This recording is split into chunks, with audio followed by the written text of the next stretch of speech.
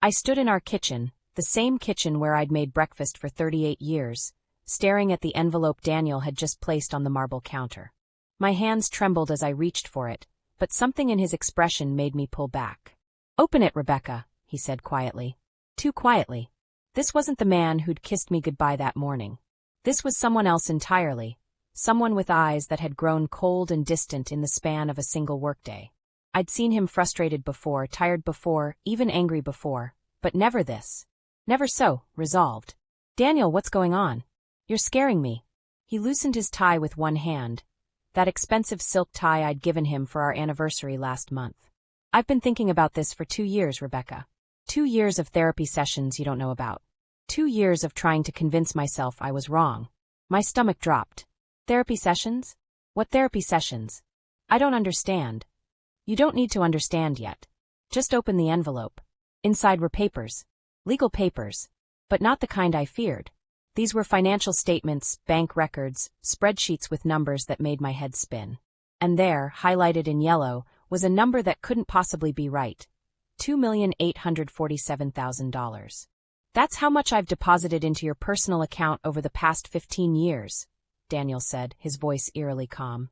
"Not including the joint account. Not including this house, the cars, or the vacation properties.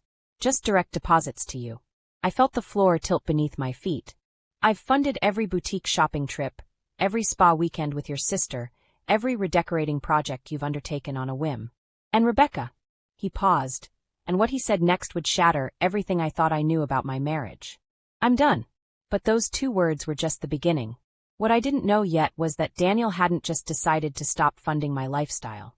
He'd already set something in motion that very morning, something that would force me to confront a truth I'd been running from for decades. And when I finally discovered what he'd done, I'd realized that money was never really what this was about at all. "Done," I repeated, the word tasting foreign on my tongue. "What do you mean, done?" Daniel walked to the window overlooking our pristine backyard, the one I'd had professionally landscaped 3 times because I could never quite get the aesthetic right. "I mean that tomorrow morning, when you wake up, your credit cards will be declined. Your personal account will be frozen. And you'll finally understand what it means to stand on your own 2 feet. The room spun. "You can't just, this is financial abuse. I'll call a lawyer." He turned to face me, and for the first time in our conversation, I saw something flicker in his eyes. Not anger. Something worse. Pity. "Go ahead. Call them. But you should know that I've already consulted with 3 different attorneys. What I'm doing is completely legal. We're not divorcing, Rebecca. I'm not leaving you. I'm just stepping back." My mind raced through the implications. The country club membership was in my name, but charged to Daniel's account. The lease on my Mercedes. My standing monthly appointments. The Amex Platinum card I'd used just yesterday to buy a $800 throw pillow because it spoke to me. "This is cruel," I whispered. "After everything I've done for this family." "What have you done, Rebecca?" The question hung in the air like a blade. I opened my mouth to respond, to list all the ways I'd contributed, but something stopped me. The dinner parties I'd hosted for his colleagues? He'd hired caterers. The beautiful home we lived in? He'd paid decorators. Our daughter Jessica's entire childhood? I'd been there, yes, but the nanny had done the heavy lifting while I what? "I raised our daughter," I said, but my voice sounded weak even to my own ears. "Jessica is 34 years old and has been living independently for over a decade," Daniel replied. "And if we're being honest, Linda raised her while you were at Pilates or lunch with your friends." Each word was a precision strike. "Tomorrow you'll have access to exactly $2,000 a month," he continued. "The mortgage is paid. The utilities are covered. That $2,000 is for food, gas, and whatever else you need. If you want more, you'll have to earn it." "Earn it? I'm 59 years old. What am I supposed to do, get a job at a grocery store?" "That's entirely up to you." I felt tears burning in my eyes, but I refused to let them fall. "Why are you doing this? Is there someone else?" "No." His answer was immediate and definitive. "There's no one else.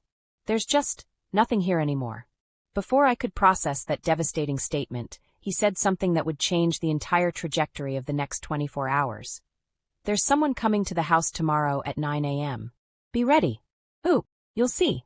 He picked up his briefcase, the same one I'd given him when he made partner at his firm 20 years ago. "I'm staying at a hotel tonight. I suggest you use the time to really think about who you've become." The The front door closed behind him with a soft click that somehow sounded like a gunshot. I stood alone in our enormous kitchen, surrounded by marble and stainless steel and custom cabinetry that cost more than most people's cars, and felt more lost than I'd ever been in my life. Who was coming at 9 a.m.? What did Daniel expect me to do? And more terrifyingly, could I actually survive on $2,000 a month when I'd been spending 10 times that without even thinking about it? I pulled out my phone to call my sister Michelle, my oldest friend, the one person who would understand and take my side. But as my finger hovered over her name, a text message appeared from Daniel. It was a video file. Against my better judgment, I pressed play. What I saw made my blood run cold, because the person on that video wasn't a stranger. It was me. And what I was saying, what I'd said just 3 months ago at that dinner party, the one I thought no one had recorded, would reveal a secret about my own character that I'd successfully hidden even from myself. If you're still watching right now, you're exactly the kind of viewer I love. Subscribe so I can keep giving you stories that touch your heart. Hit that bell so you never miss what happens next. My hands shook as I watched myself on screen, wine glass in hand, laughing with my friends at our monthly dinner gathering. The video was clearly recorded secretly, probably by someone at the restaurant, the angle awkward and partially obscured. But the audio was crystal clear. Honestly, I don't know what Daniel expects, my voice echoed from the phone's speaker. He acts like I should be grateful he makes good money. That's literally his job, to provide. I chose him specifically because I knew he'd be successful. That was the deal. But Rebecca, my friend Patricia's voice chimed in, don't you ever think about contributing financially? My daughter's been asking me to help with her business. I watched myself cut her off with a dismissive wave. Why would I ruin my manicure working? I did my job. I gave him a daughter, kept myself attractive, managed the household. Now it's his turn to keep up his end.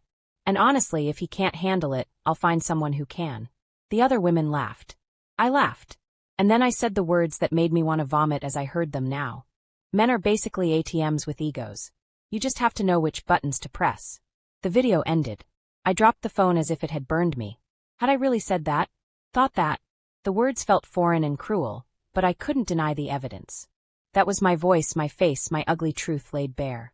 A second text from Daniel appeared. This is who you've become. The question is, who were you before? And can you find her again? I didn't sleep that night. I paced our bedroom, the same bedroom with the custom 4-poster bed I'd insisted we buy from Italy, and tried to remember who I'd been at 21 when Daniel and I met. I'd been an art student. Not a particularly talented one, but passionate. I'd worked part-time at a gallery, lived in a cramped studio apartment with 2 roommates, survived on ramen and dreams. I'd been broke but happy. Ambitious but kind. When had that changed? The answer came to me around 3 a.m., sitting in the dark. Gradually, then suddenly. Year by year, purchase by purchase, I'd traded pieces of myself for comfort. For security. For the ability to say, I don't have to worry about money, while never acknowledging what I'd sacrificed to achieve that freedom. At 8:55 a.m., I sat at the kitchen table, makeup-free and exhausted, wearing jeans and a simple sweater instead of my usual designer athleisure. I'd tried my credit cards that morning. All declined, just as Daniel promised. My bank app showed exactly $2,000 in my account. Everything else frozen. The doorbell rang at exactly 9 a.m.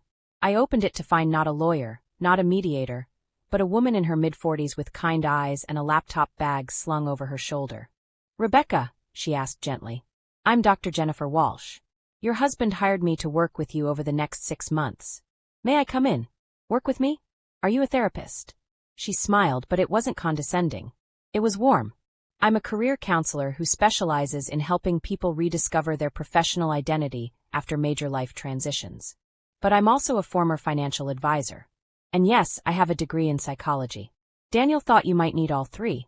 I should have been angry. I should have slammed the door in her face. Instead, I found myself stepping aside, letting her in, feeling something I hadn't experienced in years. Hope. We sat in my living room, the one I'd spent $65,000 redecorating last year, and Dr. Walsh opened her laptop. Before we begin, I want you to know that Daniel doesn't want to punish you, Rebecca. He wants to save you. And more importantly, he wants to save your marriage. Funny way of showing it, I muttered. Is it?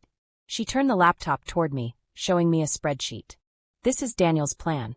For the next 6 months, we're going to work together 3 times a week. We're going to explore your skills, your interests, your potential. We're going to find something you're passionate about. And we're going to help you build a life that's yours, not one that's funded by someone else. And if I refuse? Then Daniel has agreed to fund your current lifestyle indefinitely. But he'll emotionally detach completely. You'll be roommates with separate lives. He was very clear about that. My throat tightened. He really thought this through. He's been thinking about it for 2 years, Dr. Walsh said softly. He loves you, Rebecca. But he can't love someone who doesn't love themselves. The words hit harder than anything Daniel had said the night before. Where do we start? I whispered. Dr. Walsh smiled. Tell me about something you loved doing before you got married. Before money was part of the equation. And so I did. I told her about art, about the gallery, about the way I used to lose myself in paintings for hours. I told her about the dream I'd had of opening my own space someday, something small and intimate, where local artists could show their work. Why did you stop? She asked. Because it didn't make money. Because Daniel was building his career and I thought I should. I stopped, the realization hitting me. I thought I should support him by managing the home. But then I just stopped doing anything at all. You made yourself obsolete in your own life, Dr. Walsh said, not unkindly. The good news is you're only 59. You have decades left. The question is, what do you want to do with them? For the first time in years, maybe decades, I actually thought about the answer. But before I could respond, my phone buzzed with a message from Jessica, our daughter. What she said next would reveal that my husband's intervention wasn't just about our marriage. There was something else going on, something Daniel hadn't told me, and when I found out what it was, I'd realized that this intervention wasn't happening a moment too soon. I stared at Jessica's text message, my heart hammering against my ribs. Mom, we need to talk. Can you come to my apartment? It's important. And please don't tell Dad. Dr. Walsh noticed my expression change. Everything okay? I need to go see my daughter. Can we reschedule? She studied me for a moment, then nodded. Of course. But Rebecca? Whatever happens today, remember that growth is uncomfortable. Don't run from it. 20 minutes later, I stood outside Jessica's apartment in a neighborhood I'd never visited, despite her living here for 3 years. The building was modest but clean. Nothing like the luxury I'd been accustomed to, but there was something charming about it. Something real. Jessica opened the door, and I barely recognized her. Not physically. She was still my beautiful daughter with Daniel's green eyes and my dark hair. But her expression held something I'd never seen before. Fear mixed with determination. Come in, Mom. Sit down. Her apartment was small, maybe 700 square feet, but it was thoughtfully decorated with vintage finds and handmade items. A far cry from the designer furniture I'd always insisted she should have. Sweetheart, what's going on? Your father and I know what Dad did, Jessica interrupted. I know about the financial cutoff. I know about Dr. Walsh. Mom, I'm the one who suggested he do it. The words hit me like ice water. You what? She sat across from me, tears already forming in her eyes. 3 months ago, I told Dad I was struggling. Not financially, I have a good job. I meant emotionally. Mentally. And when he asked why, I told him the truth I'd been hiding for years. My mouth went dry. What truth? That I grew up thinking love was transactional. That the way you treated Dad, the way you talked about him, about marriage, about men, it destroyed my ability to have healthy relationships. She wiped her eyes. Mom, I'm 34 and I've never had a relationship last longer than 8 months. Do you know why? I couldn't speak. Couldn't move. Because I learned from you that men exist to provide. That vulnerability is weakness. That if you just marry someone successful, you never have to become anything yourself. Her voice broke. And I hate myself for it. I've been in therapy for 2 years trying to unlearn everything I absorbed growing up. Jessica, I never meant. I know you didn't mean to hurt me. That's what makes it worse.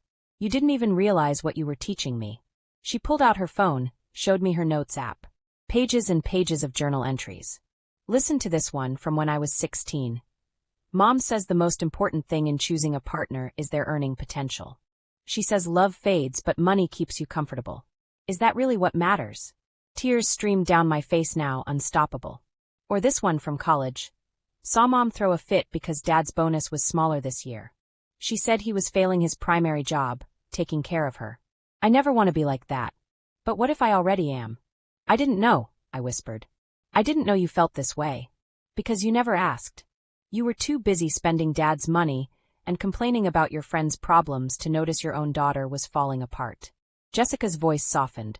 But I don't want to hurt you, Mom. I want to help you. That's why I begged Dad to do this intervention. Because I can't watch you waste the rest of your life being empty. The word hung between us like a ghost. When Dad told me his plan, I agreed immediately. But I also told him something I've never told you. She took a deep breath. I told him that if you couldn't change, if you couldn't find yourself again, I couldn't have you in my life anymore. I can't risk my own recovery by staying close to someone who embodies everything I'm trying to heal from.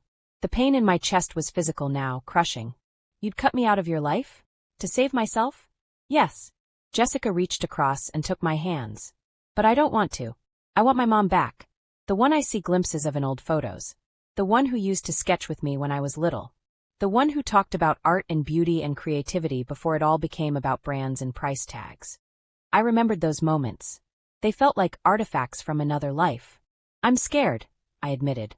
I don't know who I am without the money, without the lifestyle.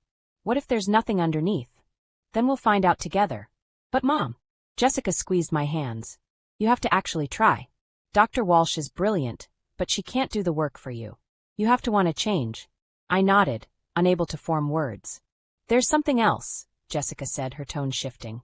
Something Dad doesn't know, but I think you need to hear it. It's about why this is happening now, after 38 years.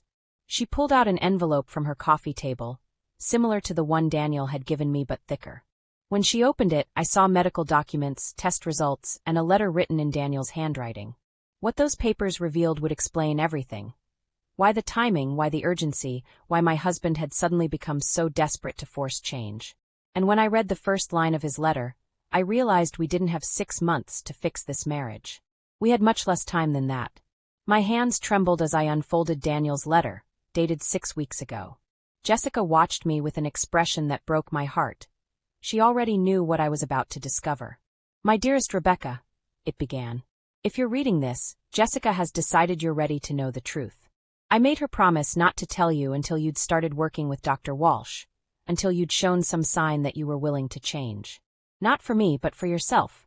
3 months ago, I went to the doctor for what I thought was exhaustion. I've been tired more than usual. Losing weight without trying. They ran tests. Many tests. My vision blurred with tears, but I forced myself to keep reading. I have stage 3 pancreatic cancer, Rebecca. The prognosis is not good. With aggressive treatment, they're giving me 18 months to 2 years. Without it, less than 6. The letter slipped from my fingers. No. No. Jessica caught it, handed it back. Keep reading, Mom. You need to read all of it. I'm undergoing treatment. The kind that will make me weak, that will steal my hair and my strength and possibly my dignity. But here's what I realized sitting in that oncologist's office. I don't want to spend whatever time I have left living with a stranger. That's what you've become to me, Rebecca. A beautiful stranger who shares my house, but not my life. A woman who knows my bank account balance, but not my fears, my dreams, my heart. I could die tomorrow or 3 years from now. Either way, I refuse to spend my remaining time funding a lifestyle for someone who doesn't actually know me, who doesn't see me. This intervention isn't about punishment. It's about one last desperate attempt to find my wife again before it's too late. The woman I fell in love with was passionate, creative, vibrant. She had dreams. She had substance. I want to meet her again before I die. If this financial cutoff seems cruel, it's only because kindness has failed for 2 decades. Every gentle conversation, every subtle hint, every moment where I hoped you'd notice how hollow our life together had become, all ignored. So now I'm being drastic. Not because I want to hurt you, but because I can't die knowing I didn't try everything to save us. I love you, Rebecca. I have always loved you. But I need you to love yourself enough to become real again. To become present. To become someone I can actually share these final months or years with. Please don't waste whatever time we have left. Forever yours, Daniel. I couldn't breathe. The room spun. All the anger I'd felt yesterday, all the indignation and righteousness, evaporated into pure, searing grief. He's dying, I whispered. He's dying and I didn't even notice. He hid it well, Jessica said quietly. But Mom, there were signs. He's been losing weight for months. He's been tired. But you were too busy planning your next shopping trip to see it. The truth of her words was devastating. Where is he? I demanded, standing up. Where is he right now? He has a treatment appointment at 11. He'll be home around 3. I looked at the clock, 10:15. I had less than 5 hours to figure out how to face my husband, knowing what I knew now. But more than that, I had to figure out how to become someone worth spending his final years with. Jessica, I said, my voice steady for the first time in days. Call Dr. Walsh. Tell her I need to see her immediately. And then I need you to help me with something. What? I need to find my old art supplies. The ones from before I married your father. They're in the attic somewhere, buried under designer luggage and boxes of clothes I've never worn. For the first time since I'd arrived, Jessica smiled. Really? Really? If I only have 2 years or less to show Daniel that the woman he married is still in here somewhere, I can't waste another second. We spent the next hour in the attic, covered in dust, pulling out boxes I hadn't touched in decades. And then we found it, a weathered portfolio filled with my old sketches, my paintings, proof that I'd once been someone who created instead of consumed. At the bottom of the box was a business plan I'd written 35 years ago, outlining my dream of opening a gallery. The numbers were laughably outdated, but the passion in my handwriting was still palpable. Mom, Jessica breathed, looking at a watercolor I'd painted of the lake where Daniel proposed. This is beautiful. I didn't know you could do this. I'd forgotten, I admitted. I'd completely forgotten. Dr. Walsh arrived at 1 p.m. I showed her everything, the art, the business plan, the letter. And then I said the words I should have said 2 years ago, when Daniel first started pulling away. I want to change. Not because I'm being forced to. Not because of the money. But because my husband is dying, and I've wasted 38 years being someone who doesn't deserve him. I want to spend however much time we have left being real. Being present. Being the person I was supposed to become. Dr. Walsh didn't smile triumphantly. She simply nodded. Then let's get to work. But Rebecca, you need to understand something crucial.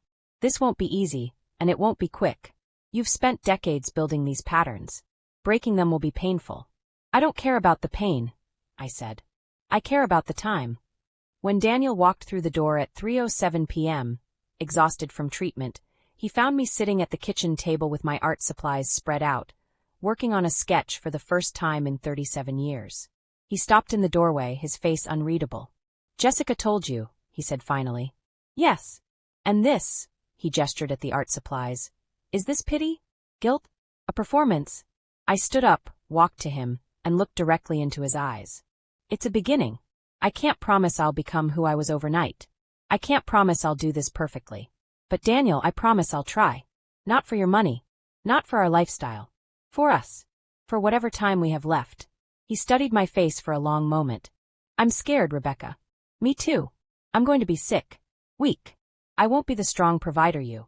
Stop, I interrupted. Just stop. I don't need a provider. I need my husband.